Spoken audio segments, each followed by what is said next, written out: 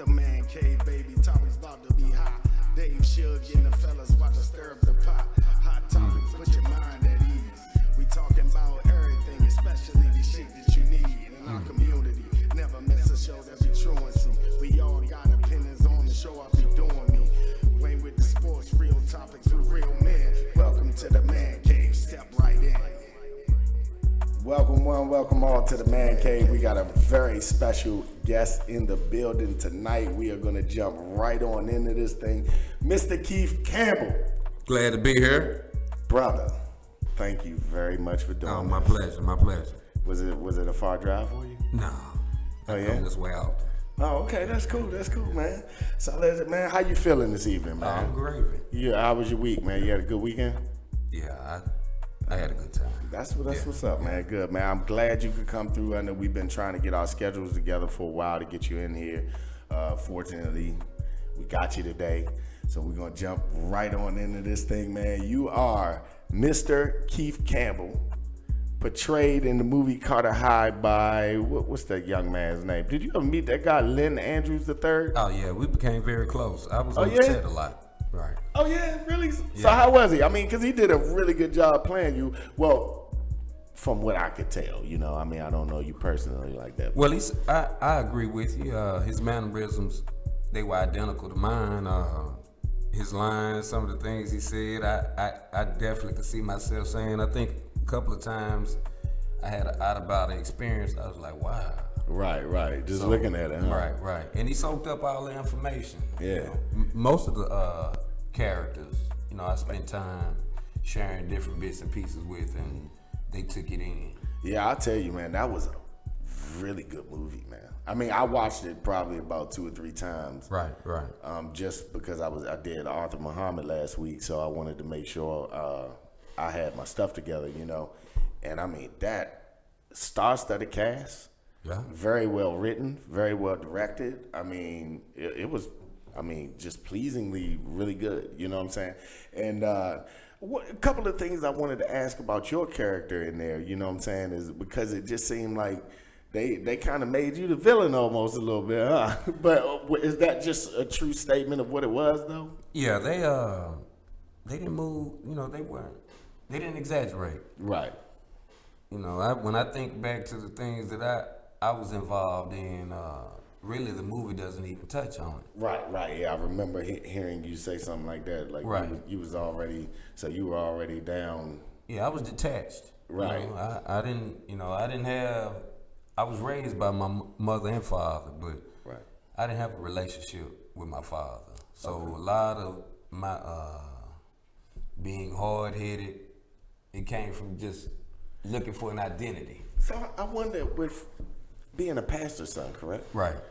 Like, how could I wonder how that disconnect could happen there. Well, there are a number of things that played a part, I believe, in my not having the relationship that I needed growing up with my father. And one is, he was leading a church. Right. So that requires a bit of time. My dad had me when he was 42, so by the time I was 10, he ain't had the energy to do the things that I had the interest in. Right. And he was a man that worked 8 to 5. So when you put all those things together, we still do this thing today. We'll compensate our parenting skills or the need to develop relationships with our parents or our children for the sake of money and to compensate the kid. So how did that affect you later on in life as we know you becoming a father and raising your kids of your own? Like, I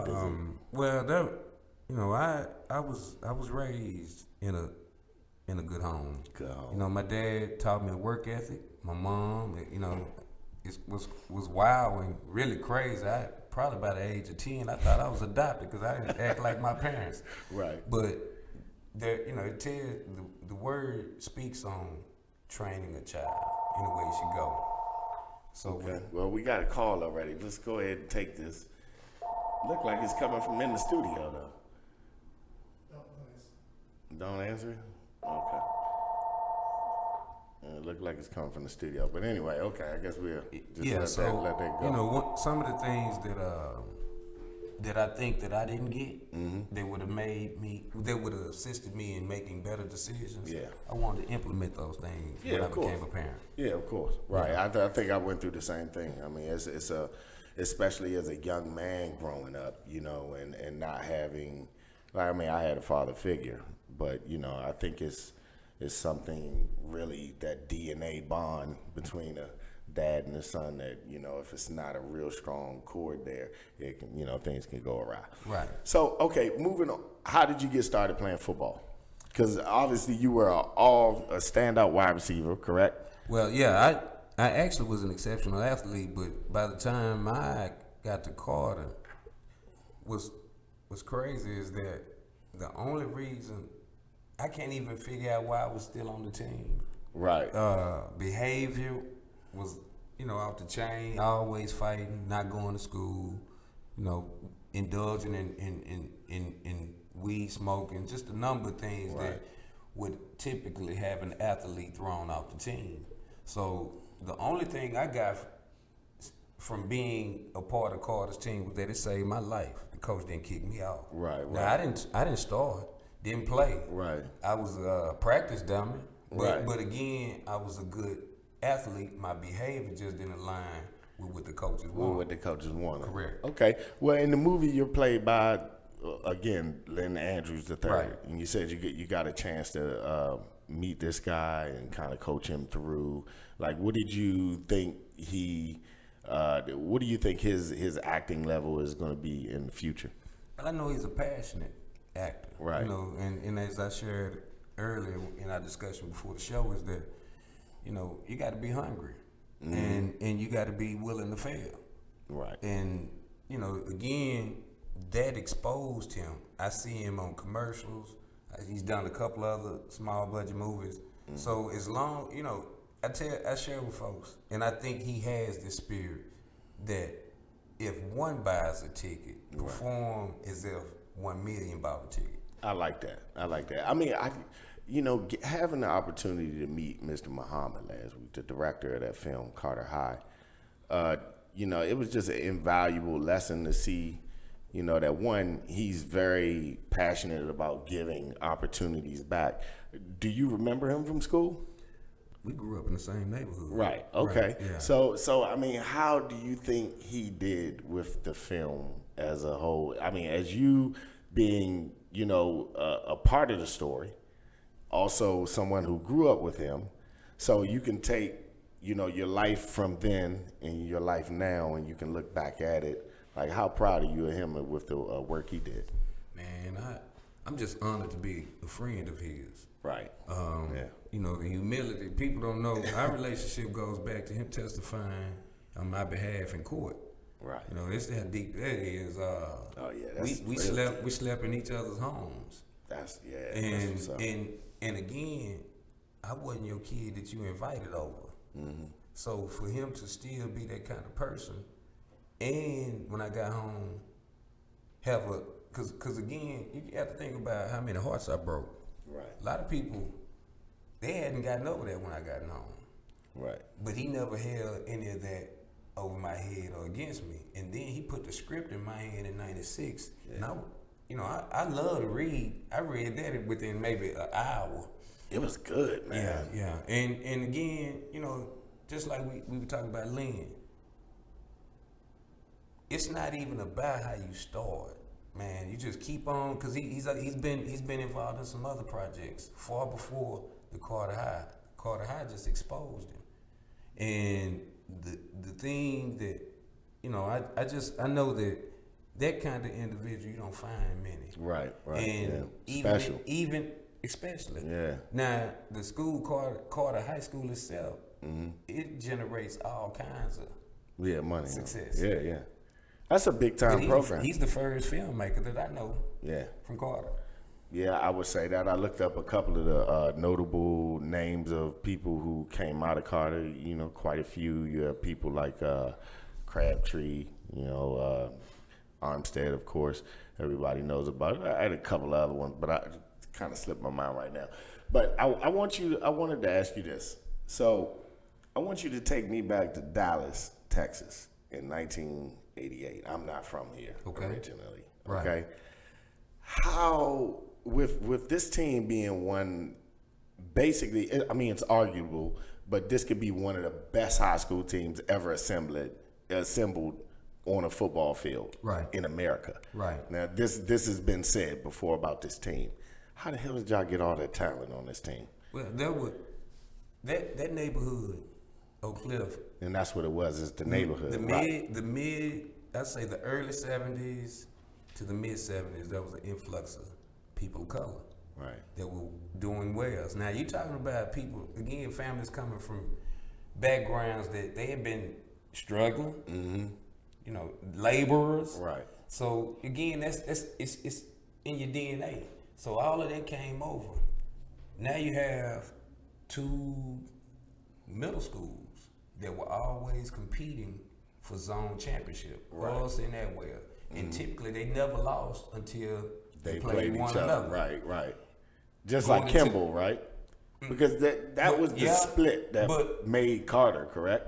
Huss and Atwell fed to Carter. Right. Atwell and Brown, some of Atwell and Brown fed I think to Campbell was the first school, right? And then Carter got built, so the people that were going to Campbell got split.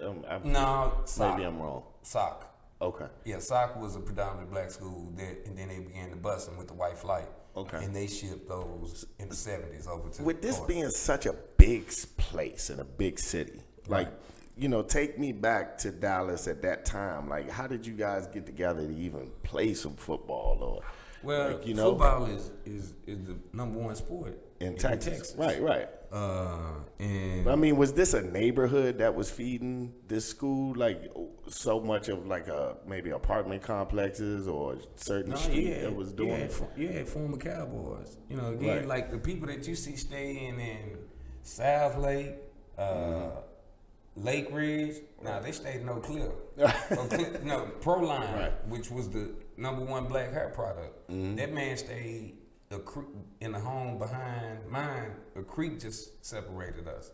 So, okay, why was Carter so good? What was it about this school that was so good? Well, again, first off, we had a great coach, and that coach, Coach James. Hello, you on the Man Cave? How you doing? You on the Man Cave? Yes, sir. Go ahead with your question. What's up, this Wayne? I want to know how I can be on the Man Cave. Yes, sir. What you got to say? You on with Keith Campbell? Huh? I said you on with Keith Campbell. Go ahead with your question. I want to know how I can be on the Man Cave. So turn his volume down. All right, turn your volume down, sir. We'll wait for you. Just call back when you're ready for your question, brother. I'm sorry. All right, I don't want. Yeah, people calling for you, man. Yeah, you just again. I think one of the things about the success of that school was a legacy was created once Coach James became head coach. Okay. And you know, between '82 when he became head coach and as far as '94, that school. And I haven't seen the numbers on it, but probably generated more Division I athletes. Yeah. At that time. Yeah, I saw something on that. And so when you think about the success, again, each generation wants to be like the generation before them. Right. So when we got to our senior year, what we ended up having was the attitude of, man, we keep a good team. Yeah. But we never go far. Right. So I remember, I think it was Derek Evans that said after we lost to Highland Park our junior year, he was like, man, they're not going to forget us when we come out of school. And I didn't know it was at the level that it got to. But So that was one of the only losses that team took in, 10 years? No, I'm sorry. That particular group of men said that that was the only loss that they had took since 7th grade. Yeah. Again, I can count on. I played Little League from my first grade, second grade year, and was on a team all the way through high school. and I can count on both hands how Right. many losses. Okay. I think Hey. my first year was all of 10. You on with Keith Campbell? What's your question? I got it. I don't know what's going on with the phone, Kenny. We got a new phone intercom system, but obviously I'm not able to work it. Yeah, the volume is up on it. Okay. All right. I'm just going to end that one too. Sorry, people. We're trying to get some calls for you, man. Okay, so I want to go to when you guys won your state championship. Right. You finally got to the promised land. You win your state championship. We're talking about 5 days later.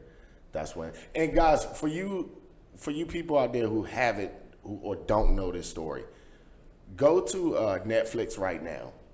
Type in Carter High. The movie is awesome. I mean, it has a great cast. It was shot here in Dallas. Please go support it. You can buy it for $2.99 off of Google.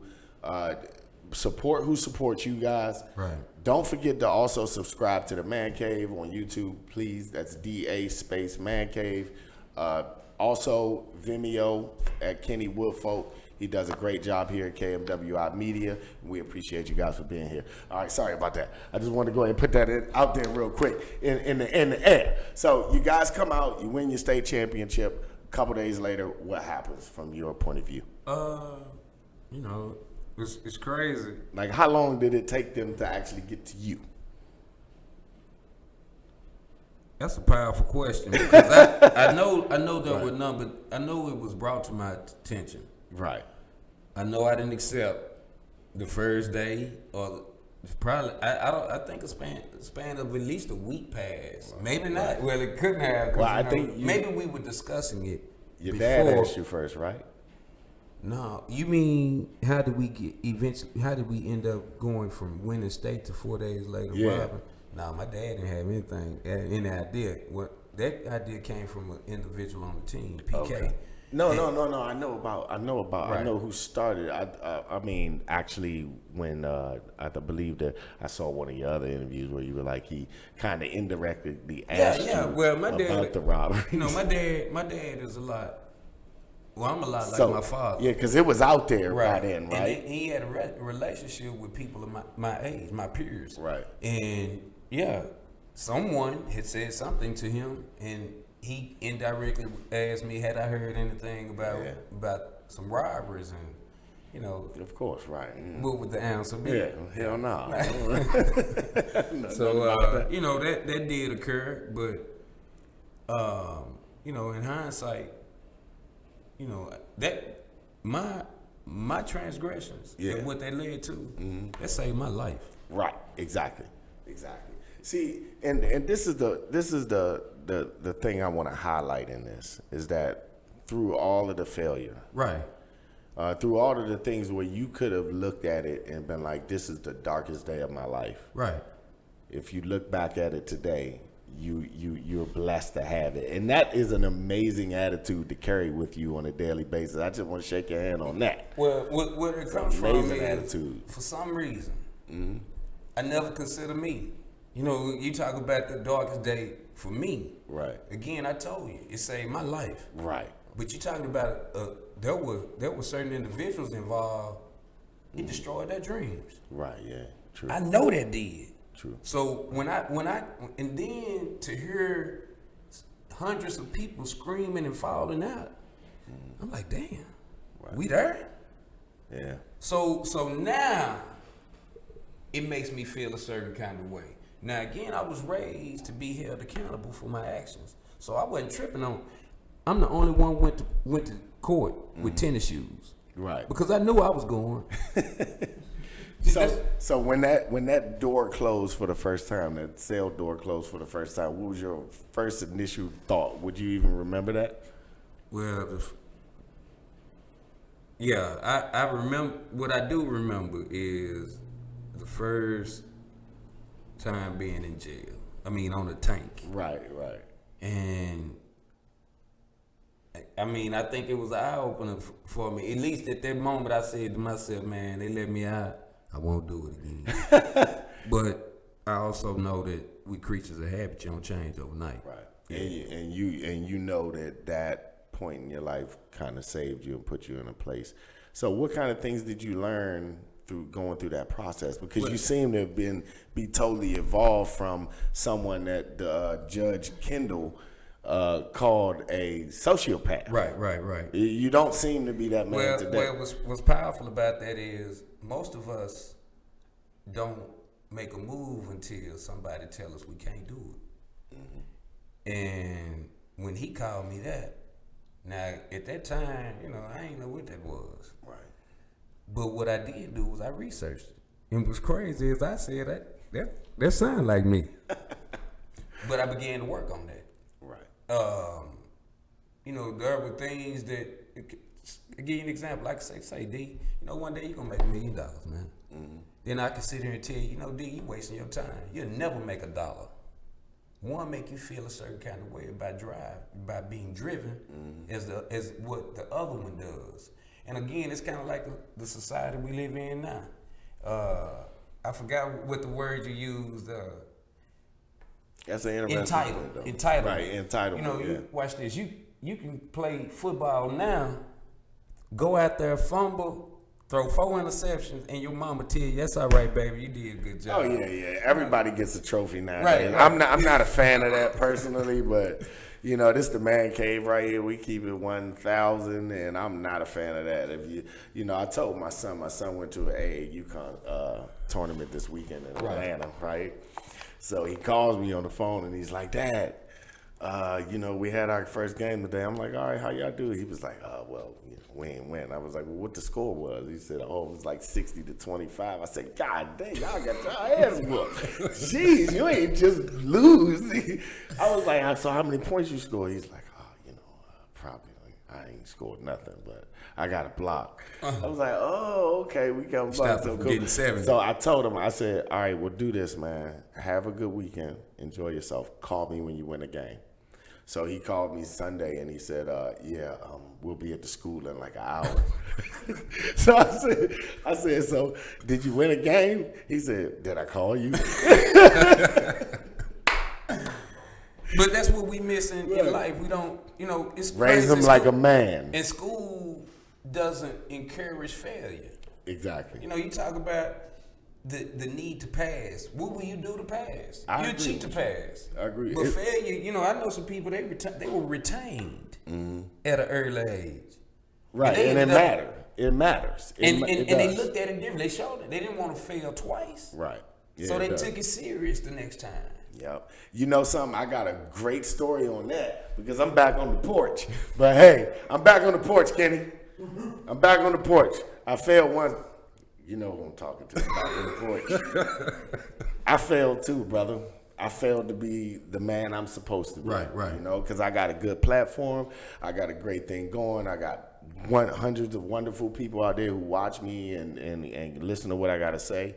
And I got to live by those words too. Right. But it also took a mistake for me to be able to open my eyes and see, what was right in front of me, Right. And sometimes that happens. And I think that's the one good thing that, jail taught. So tell me a little bit about your pathways of progress. That's a little bit of community work that you do. Right. With the Judge Amber Givens. And what we do is there's a side where we bring in those that are on probation.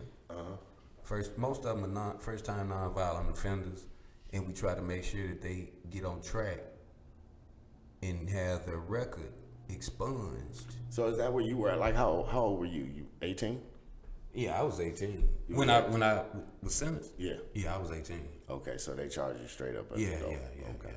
Okay, so is that something that you're passionate about? Oh yeah, you asked me about when the cell door was locked. Now, once I was sentenced, I was exposed to some things that I never, especially literature. 4 concurrent 25-year sentences. Right. It's 25 years. Right. But that's 100 years. It is. At the end of the day. It is.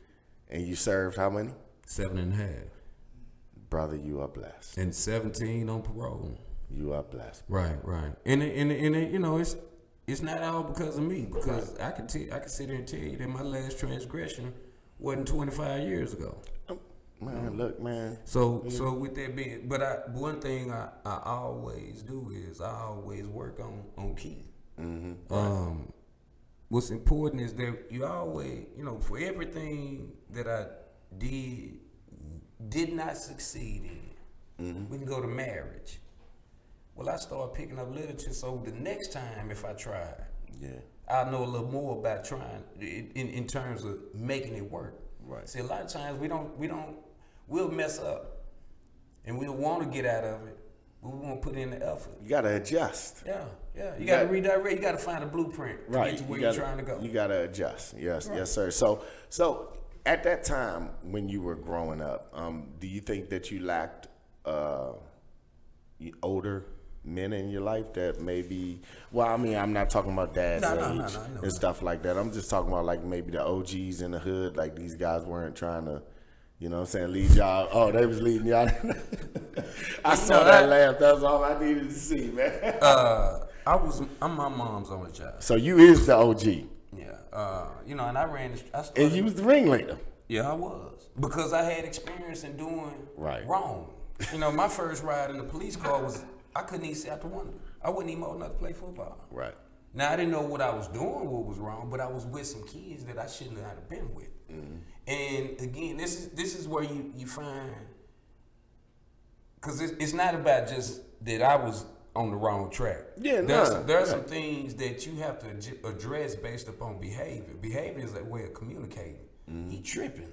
Yeah. I need to find out why. Why? Exactly. Most don't. Mental health. Right. It's mental health. Exactly. Especially for us men. Well, I think we don't address our mental health, and we need to. If you think about it,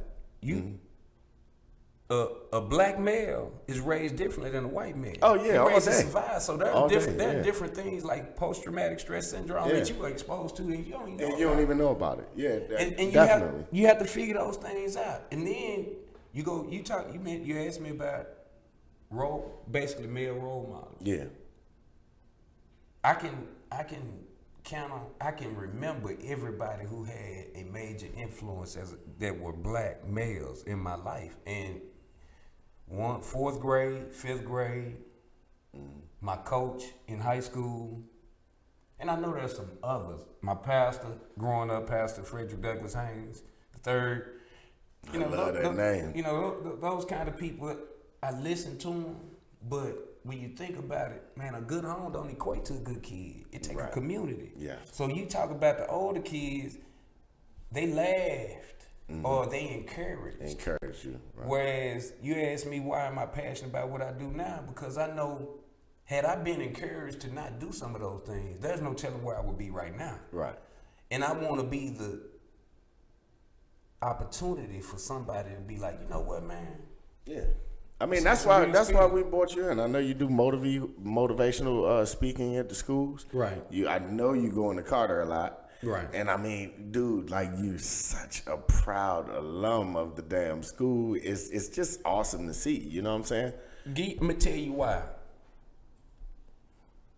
I have a part to play in their success. No, the decline. Oh well, yeah, you're right.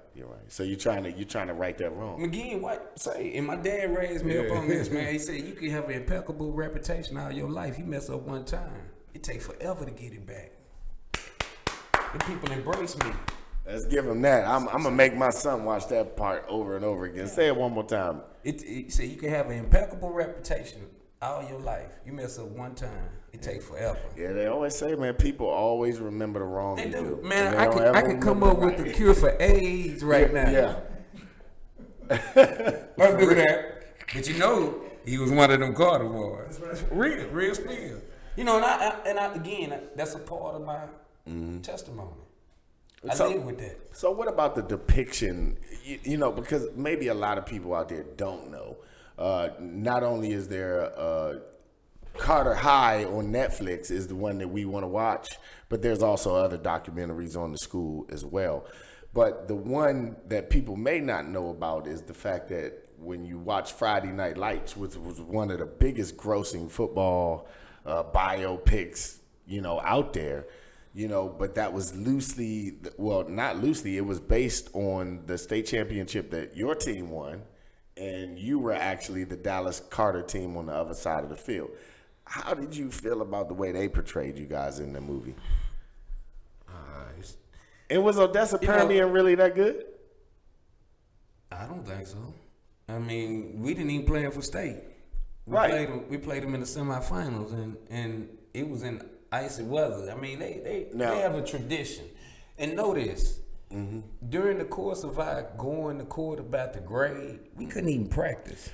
So you didn't even get the best of. So when you talk about they on that level now. But I mean, it was a lot of racial tension with that game. The whole they wouldn't play at the stadium, and But see, people don't understand. All of this is about money. Right.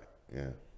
The school that wins gets a large sum of what the state provides for the champ. Right. Black schools don't win state championships at the high level. You were the first. Carter was the first. The first, and there has not been one since in DISD. That's interesting. Yeah. Cedar Hill, though. It's not DISD.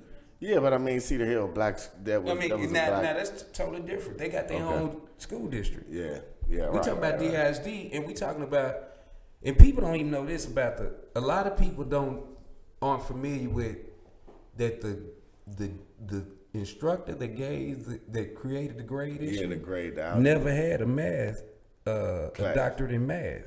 He had a doctorate in industrial arts. Because he was replaced immediately after that to middle school to teach woodshop. Yeah, it was kind of whack though. Like, who would call and do all that? Like, why? People don't know about white flight. They said They said it was the Plano school y'all were trying to play that so called. The call was made from inside the school. Oh, okay. So it was. In my opinion, it doesn't even matter who else was involved. It started inside the school, and you have to understand again. If you go to Carter, when the school opens, the senior class picture is all white. It's consistently changing over time. So not only are you having white students leaving and being replaced with black students, you're having white administrators leaving and being replaced. And by the time 85 was here, that was a pretty tumultuous time for race relations anyway, Right. Yeah, so you had a lot of that to go through. Well, man, that's crazy. Y'all had a really tough ride to get to that state championship and then to ultimately win it. Right. But if you look at the record books today, it's not there. Right. How does that make you feel? Oh, I'm good with it. Because we talking about it. You're right. Ain't nobody interviewing. Now, how many people read books? Right. True. And how many people talk? You right about that? Because I tell you now, I go get an audio book real quick. Yeah, right. When somebody tell me, hey, I want you to read this book, I'll be like, okay. I'm the same way. I Google that thing, YouTube it, and ride my way to work and listen to it all morning, And people who if you take the time, is anyone who's watched the documentary or the movie? Well, everybody's going to go watch the documentary and the movie right after this because we need to support Arthur Muhammad. We need to support Keith Campbell. We need to support the men in this movie, David Banner, Charles S. Dutton. That was a great movie, man. Yeah. I mean, I had the opportunity to sit with Charles Dutton, and it's crazy because Charles Dutton's life inspired me while I was in prison. Oh, that man was gone for murder. He wrote a letter to Debbie Morgan. He was crazy about Debbie Morgan and ended up marrying. I was like, man, if he can do that, right? Yeah. I might be able to marry Shanice Wilson. But those things are what inspired me, and to be able to sit down with him and him be and have him just as wild as I was about my story as I was about his. Yeah, I asked Mr. Muhammad last week. I was like, so was he like Rock? Because that's what I would think. Right. But yeah, I'm sure he's a great dude, man. So, okay, we get past the school. You done did your first couple nights in jail. Tell me, how long did it take for you to actually get settled with the fact that this is where I'm gonna be? And then once that got done, I want to know how you took and flipped it to become the man. You started chiseling away at the sculpture of yourself to become the man you are today. Tell me about that process. Well, when I left, we were together. The majority of us that were sentenced, we were together on the first unit. Oh, okay. And I think that's what they said. Oh, okay. They ain't gonna learn nothing like that. So I think that lasted for about 3 months, and then they shipped everyone to a different unit. So was it all 15 of y'all? No, I think on the first unit it was about 7 of us. So, but most of the football players. Right. Okay. Those that. That's all that matters. Yeah. That's all that matters to you. The amazing part, and I said that, it was 15 people who got indicted on these robberies. Right. But it turns into the Carter Boys. It turns into the right. football program. It turns into, but it was actually, if you look at the numbers, it was less of y'all than just regular people. Right. But football pays the bills, just like you said. Correct. It's about money. And then you have to justify your sentencing. Mm-hmm. So again, I understand that part. Again, you have to, we'd already pissed people off with the grade issue. Right, yeah. Well, that's what the 30 for 30 said. Right. What Carter lost, And the benefit of the doubt. it got to the point. Watch this. We had beat. This is how they were looking at it. We beat the system. We won the game. Mm-hmm. Now we done went out here and robbed. We got you now. Oh yeah. You lost the benefit of the doubt. That was what the 30 said. Exactly. That's what it was about. So again. So how long did it take you to get acclimated to where you were at? A couple weeks, months? It took at least a year. Yeah, I mean, so how was that first year though? Fuck. What a way to put it, that. Man, it's just being around people. What's crazy is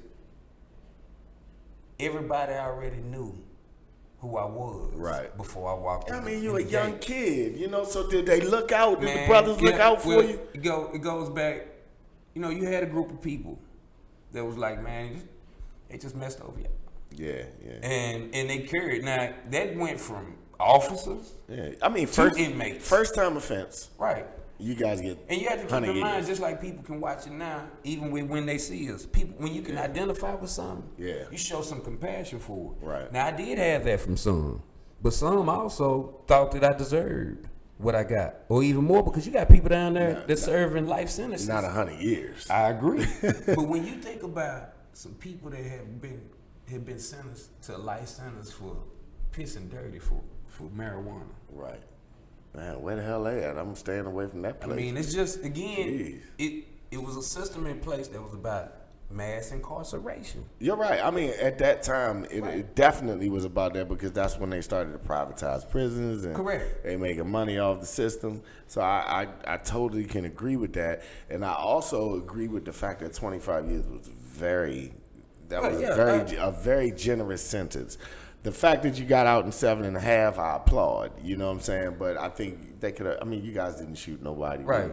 Just like he said in the one, the judge said in that thing. You guys didn't really do shoot, but you committed a lot of robberies. But it was 15 people. So and again, all of y'all didn't do it together, right? Correct. And that's another thing that's been misconstrued on the situation, is that all of you guys weren't doing it together. Some of them I didn't even know were robbing. Exactly. So it might have been 3 over here robbing somebody, and 3 over here robbing somebody, and then you and your boy doing something, and they just lumped y'all all together. Correct. It's fucking ridiculous.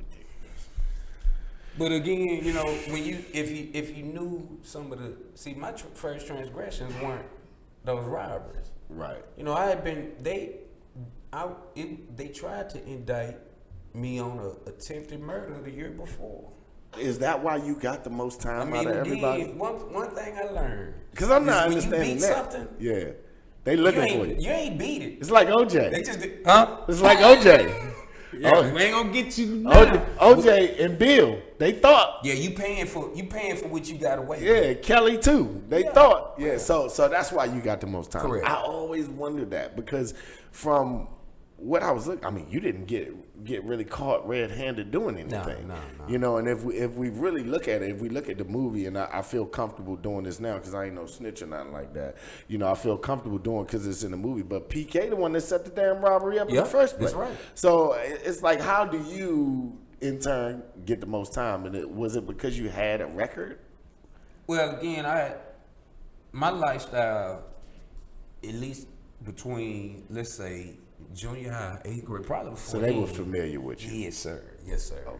Yes, sir. And watch this. Even if you weren't, if I go to look for somebody to say something in your behalf, just to benefit me, you couldn't find. Who you gonna find? Your partner? Right. And he doing the same thing that I was doing. Right.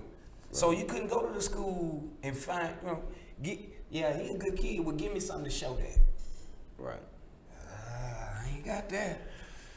Ah, buddy, man, that's crazy, man. I tell you. So if I gave you a time machine right now, and I said, you can go back and you can change your future, you can go back and talk to yourself, or you can stay here and just be okay with the way everything happened, what would you do? I got 2 answers for that. I know Go what ahead. I'm gonna take it. And I'm gonna take for myself, personally, I wouldn't change a thing. But from the perspective of those that will evolve, I wish I'd never done it. Because again, the influence. Right. Even now, you say people follow me, people listen to me.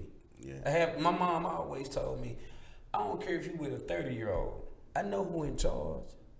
Right. Accountability. So with that being said, I knew again, and I told the parents of those that I knew, Right. that was not their lifestyle. That they had a vision and they were working on it, and it looked like it was gonna come to fruition. Yeah. That I hate that I said yes, because if I don't say yes, again, I was pretty much that person that you gauge. If Everybody he ain't was tried following it, you. if Keith ain't tried it, you Yeah, better I not ain't do it. doing Don't it. do Right, it. yeah. Don't do it. So once I did it, Yeah. it opened the door for others to say, well, in the movie, Derek says it. Man, if Keith can get away with it, Okay. I can too. Why can't we? Okay, so I want to ask you this because this is going to be very pertinent for people like myself who have sons, people out there who are mentoring young kids and things like that.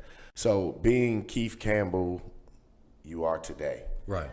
If I took that same time machine and I sent you back in time to talk to that Keith Campbell of that day, who had a pastor for a father, who had basically the judge said was a sociopath, who basically was a hardhead and a thug, how would you get through to this young man? That's gonna take some time. First off, We got it. I mean, We got it. Meaning, I can't just talk to him. Right. I gotta show him something different. No, but explain. One of the things that we'll tell people, what not to do with the energy that's at 100. I told you. Right, not to do But it. when they do something, when they really try, and it may not meet your expectation, we don't give 100 Right. in encouragement. And a kid whether we know, we talked about your son. Yeah. And watch this. In your era, you wouldn't have understood no score like that. Nah. But But in his mind, he came back with I blocked a shot. Right, yeah, right. And now again, that might not have been enough for us. Yeah.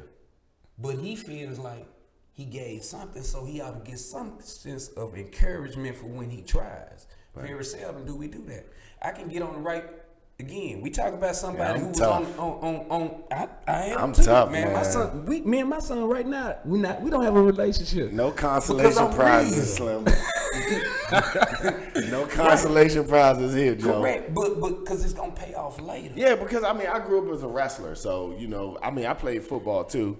I didn't play basketball because our basketball team was talented, and even though I could play, I wasn't playing like that. So I wrestled, during that season, and that kind of became my favorite sport. You know what I'm saying, at the time, and wrestling is one of them sports that it's a definitive win or loss. It ain't the quarterback ain't give me the ball. The defense didn't make, it's on you. And it taught me such a valuable lesson in life, and that's one of the reasons I made them do it. But anyway. But again, with a child, you just have to redirect them. Especially knowing that they've been out path for a minute. And I had been out path since I can remember. So with dealing with me, exposure to. Now, I can tell you there were things that I did have an interest in. What's crazy is I wanted to tap dance. You know, who would have thought that? I couldn't even see that right now, man. Matter of fact, bro, I'll go buy something right now, and we can tape it, put it on YouTube right now. I if do. you a top. I swear. I swear to goodness, boy, we ain't gonna find some board or something. And nail it Now, on. I ain't gonna sing and dance, but I dance. So That's you know, funny, with man. that being said, exposure to different things. I got a homeboy right now. Mm-hmm. His son was exposed to flight class at 14, Right. and didn't want to go. Cried. Yeah, that's the kind of stuff that these kids have available today that we didn't. But our parents don't push us. Why? They have a choice. Yeah, they I don't do. want to. Yeah, they do. And so he didn't have that option. Now he's 17 and just passed his flight class and got a plan. Matter of fact, he played football for one of the top teams in the state. And he said, this is a 17-year-old talking. He said they can lay 5 scholarships on the table. And I'm going to thank every team, every coach. But I got a plan with that flying. Right. He already know what he going to be doing by 24. How many hours he going to have. Yeah. And we don't, and that's another thing you have to implement with a child, especially if y'all pass. You got to give him some things that help him to grow. Yeah, definitely. And just like a seed, we learned this in first grade. They give us a seed, they give us a milk carton, they give us some dirt. Mm-hmm.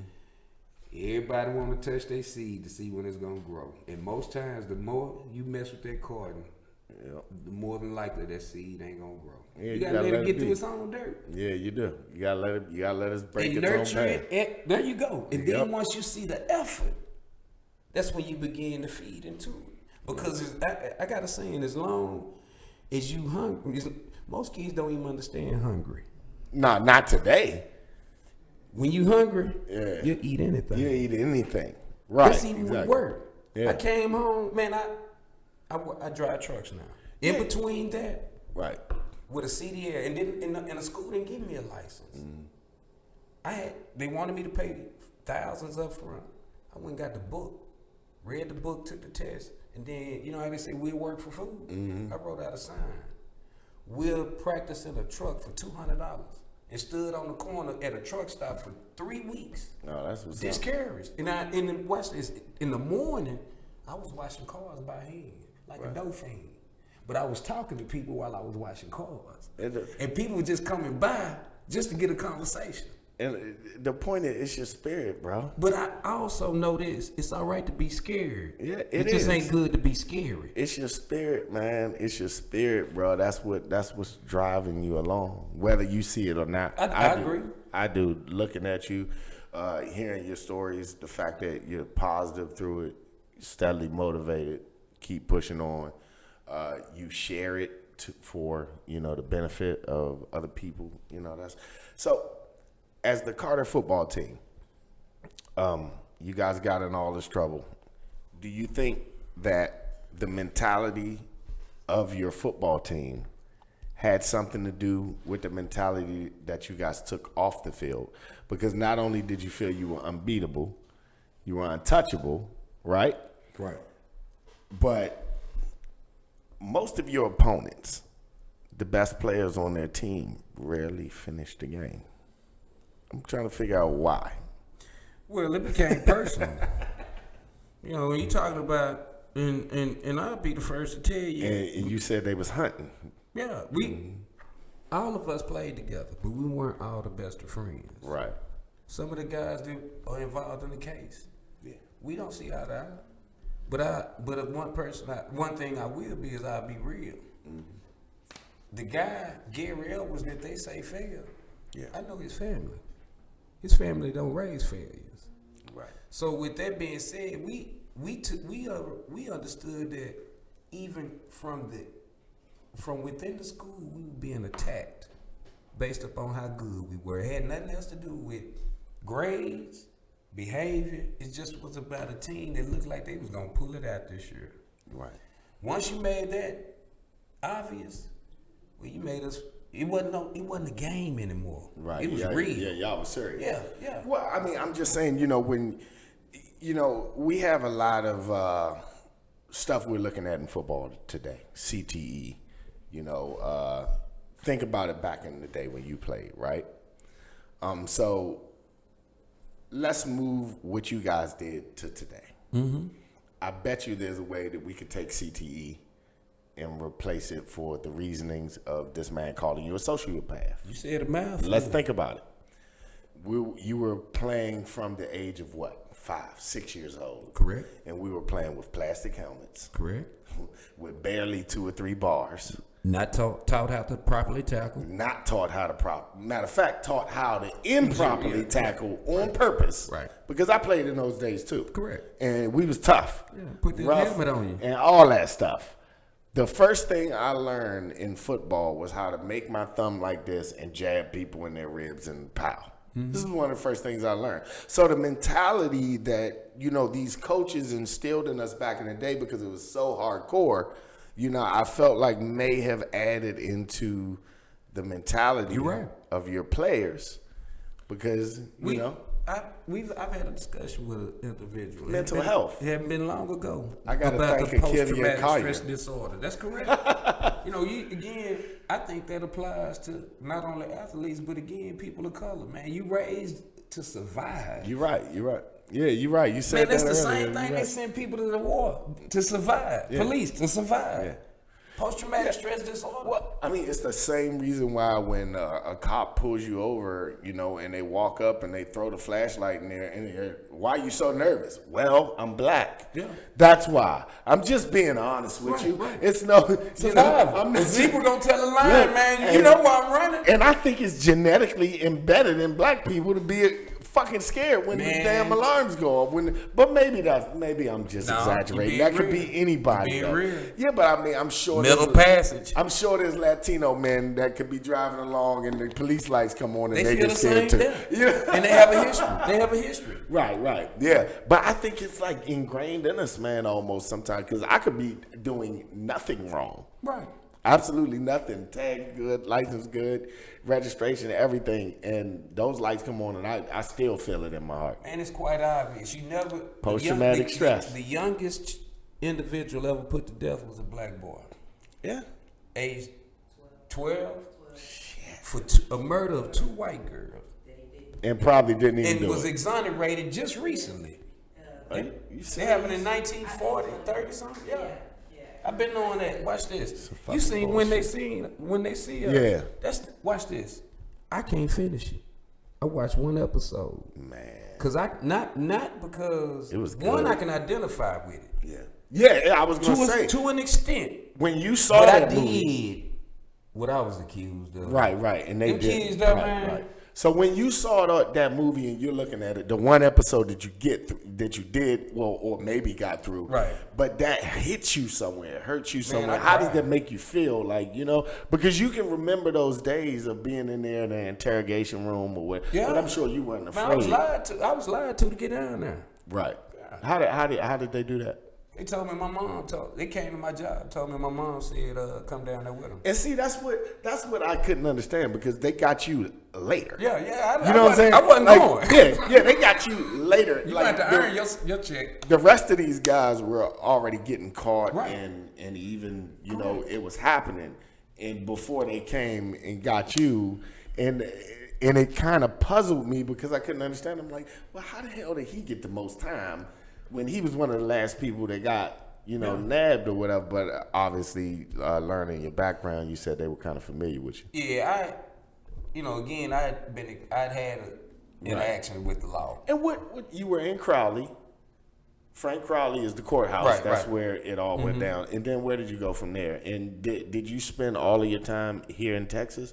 Or did you? Well, state time, you never leave the state. Okay. But I served. I did time on 8 units. 8 units in 7.5 years. And what jail? Well, I started in what they is now we called it the Government Center, which is not the Frank Crowley building. It's the older courthouse. Not the Lou Sterrett? No, not Lou Sterrett. It's I don't even think it's open anymore. But it's this courthouse. It's a white building, courthouse on Commerce, 5 Commerce. I went from there. How long was you there? They didn't keep us. We got sentenced in September, and we were gone in October. because the city didn't even want to have. There were rumors being put out about some had been raped, some had been killed. So they didn't want to deal with that. So they wanted to send us down to prison. So we were gone. I know we were sentenced on September 27th. They didn't even give y'all an option to go to one of these boot camps or something like that. But they may not have had that back then either. Just know this, and a lot of things we've advanced in terms of just, it's not about, again, you talk about then, it was about locking you up for money. Yep. So it wasn't about rehabilitation or right. redirecting. Now, what I do know is you have what you call, they had shock probation. 2 people received it. They went to prison and they were released within 90 days. Both of them ended up in trouble within a year. One ended up serving over 20 years. So I'm telling you, for me, right, the 25, everything that Judge said, if he don't say it, I don't know what I'd be doing. Well, because it challenges me. Well, I mean, look, I can read what the man said, and I just didn't. I mean, when I think that's unnecessary coming from a public official. You know, regardless whether it was in '85 or it is today, I just feel like it's unnecessary to kind of down people. Regardless, I mean, people make mistakes, go to jail, but you know, it happens. But to kind of, you know, personally attack somebody is beyond me. That's why I'm not even gonna read that or break, because I don't want to get. But you know, as much as you have a distaste for it, it's real. Right. And that's how and you know, and this is why I say your spirit, bro. You know what I'm saying? Because even you can take that, somebody saying something like that about you and be like, hey, look, it is what it is. But it's see, real. that's who I am. My spirit of killing. Right. Because I'm going to give you an example. When I was incarcerated, it's crazy you asked that. How did it start? Right. We were on the same unit. We were same work squad. Right. There was an officer that our officer didn't like. I know he didn't like me. And he didn't like another individual that was on the same case with me. Called us in his office. Both our names the same. And I thought we were about to get a job up out of the fields. But he told us, he said, if you don't change your behavior and your work ethic, I'm going to send you somewhere where you're going to wear a dress and your name will be Keisha. And I, watch this. I had the same look you did, D. Yeah. I looked at my homeboy. I said, you want to speak? He didn't.